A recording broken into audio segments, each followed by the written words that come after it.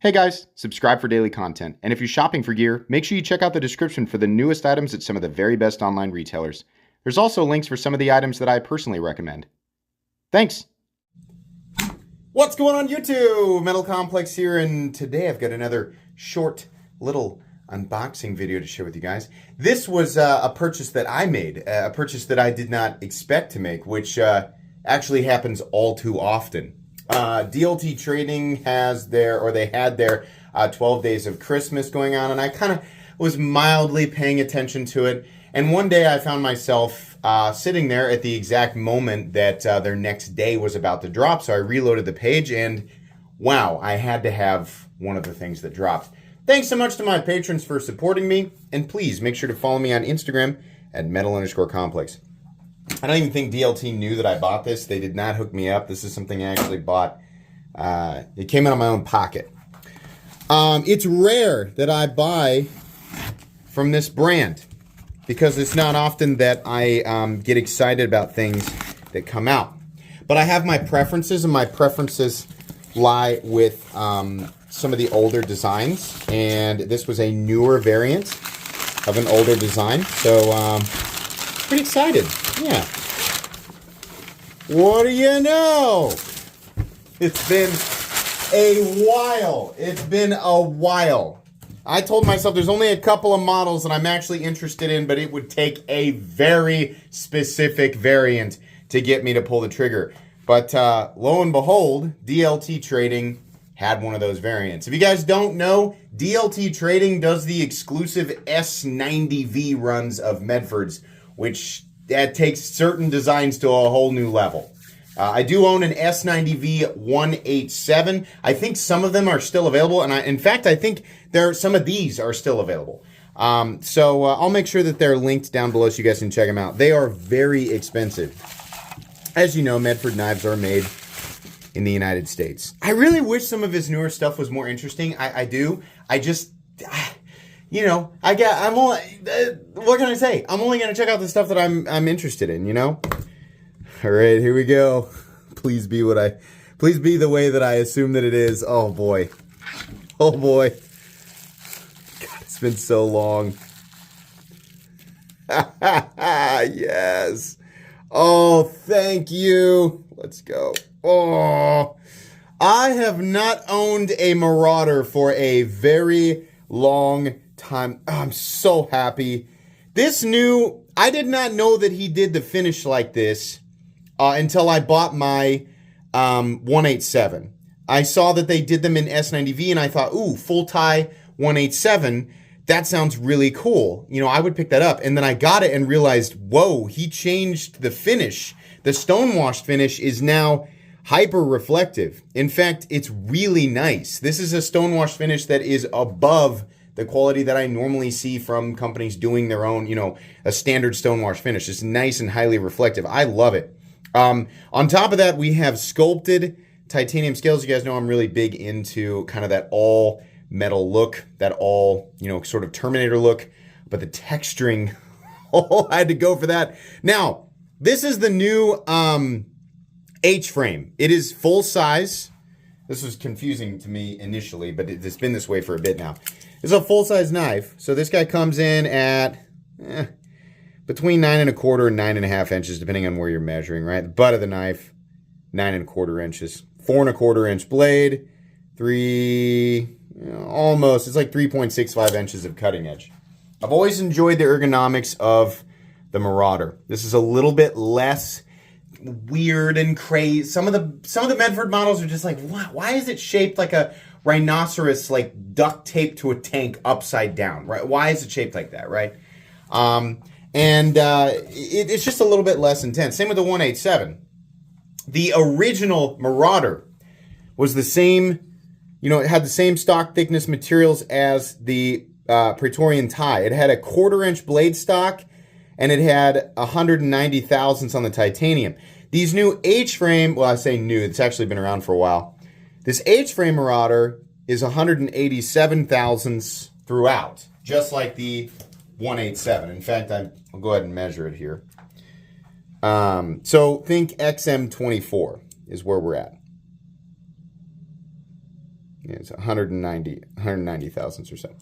Now, this makes way more sense with the geometry, right? Compound Tanto, so we have a hollow grind on the initial and then flat up here. S90V, that makes, you know, Medford's prices are pretty up there. God, these are so much smoother than they used to be. I bought a 3V Vulcan Marauder a long time ago. And it was super thick and crazy and clunky. Nowhere near as refined as this. But I loved it, and I don't know why I ever got rid of it. I remember thinking, now I have to get the Praetorian tie, now that I've experienced the Marauder, right? And I got the tie, and I was like, I like the Marauder better. So I thought, well, the next, you know, time I get an opportunity to buy the Marauder that I want, I will buy it.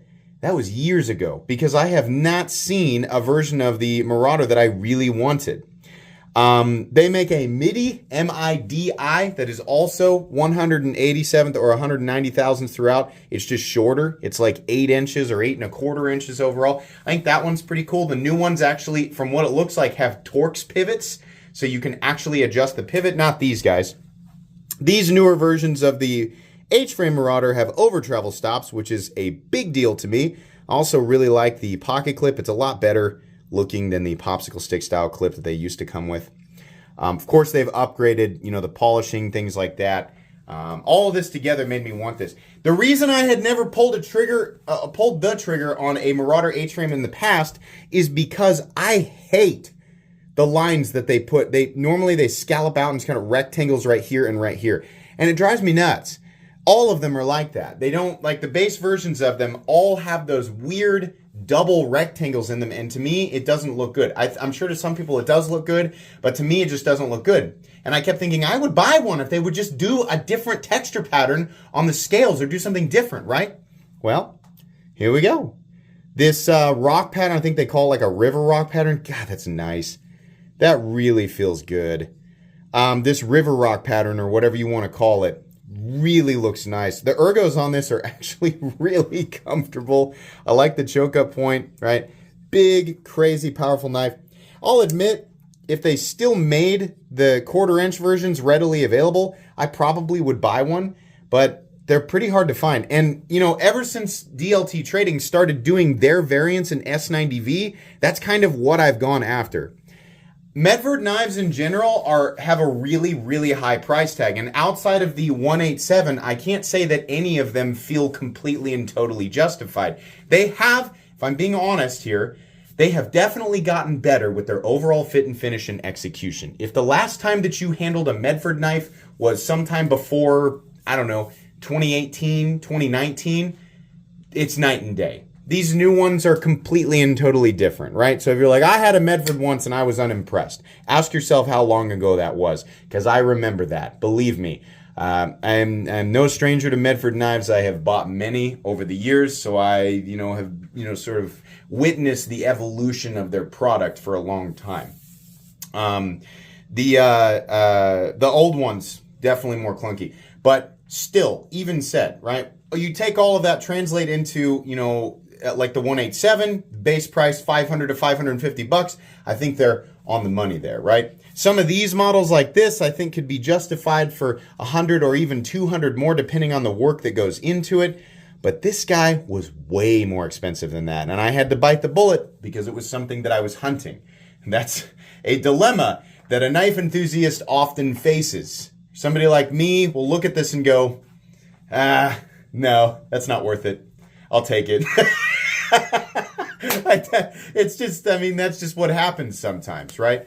This will get reviewed because I have never actually reviewed the H-frame Marauder, and I will talk about the price and I'll talk about that, right? There are less expensive versions of this that are just plain Jane. If you're going to go for an S90V Marauder and you don't mind those weird rectangles they put in the handle, go for one of the base versions. Save yourself a couple $100 or $150 and go for that, because I think those are a little bit more reasonable. But if you want one that looks like this, right, you just have to pay.